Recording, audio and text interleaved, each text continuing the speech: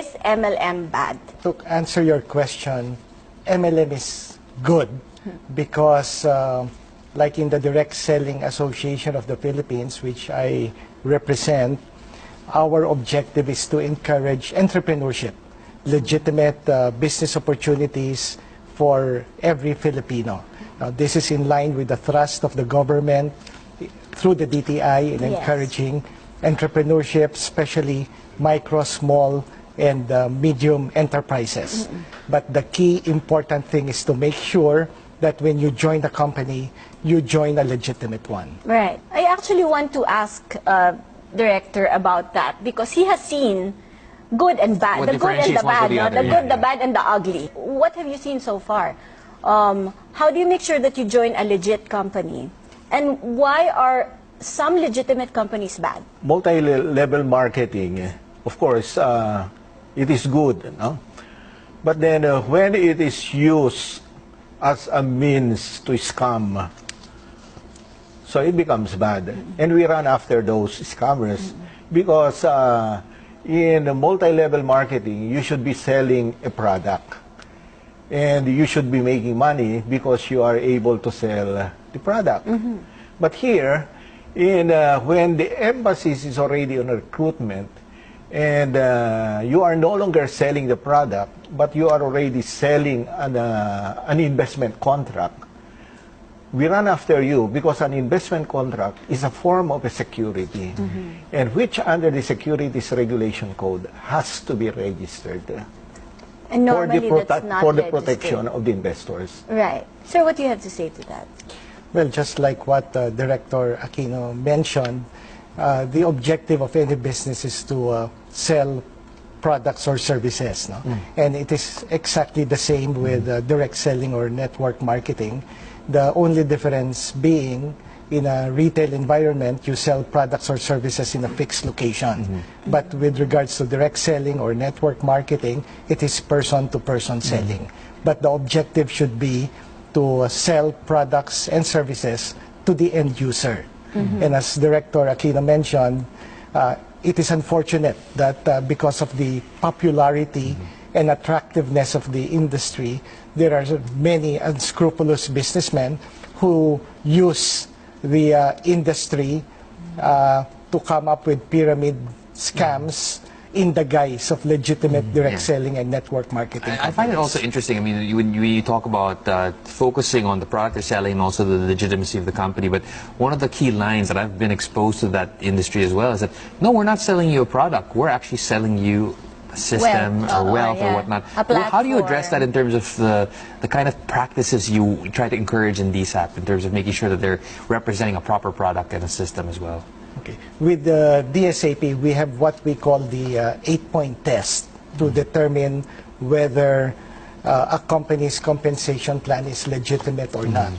This is consistent with the guidelines of the Department of Trade and Industry as embodied in their Administrative Order Number 8, Series of 2002, which defines the definition of pyramiding and which outlines the type of pyramiding that is considered illegal. To a lot of people, I've seen the 8-point test, and I've also seen so many companies who, at first blush, you'd think that they are following all of those tests. Because now, as the area of investments has evolved, there's a gray line now. Some companies appear to be selling a product, but in fact, the emphasis is really on recruitment. So the product might be there, there's a brand, they have displays, and you actually hold it. When you buy, have you ever been? Yes, yes. Are you open-minded? Enough. Right? Well, people buy them, and they actually hold these products. Some of them are beauty products, some are skin, whatever, stem cell, whatever. They just store it and focus on recruitment. So people are now confused, sir, despite the 8-point test. There are products, but how do you differentiate the ones that are really scams from the legit ones? Here, there should be a product, and that product, you should be able to use it and not to keep it. Yes. So if you are not using that product, but then you simply buy because you would like to earn money through recruitment, Right. definitely that becomes already a warning sign that the business you are entering into is not a legit one. The most important thing with regards to legitimate companies is that commissions or bonuses are paid based on the sale of products or services. Okay. Not on While recruitment? in the case of pyramid scams, people earn primarily from recruitment and through the payment of registration fees by the participants. And the longer very your downline clear, is, no?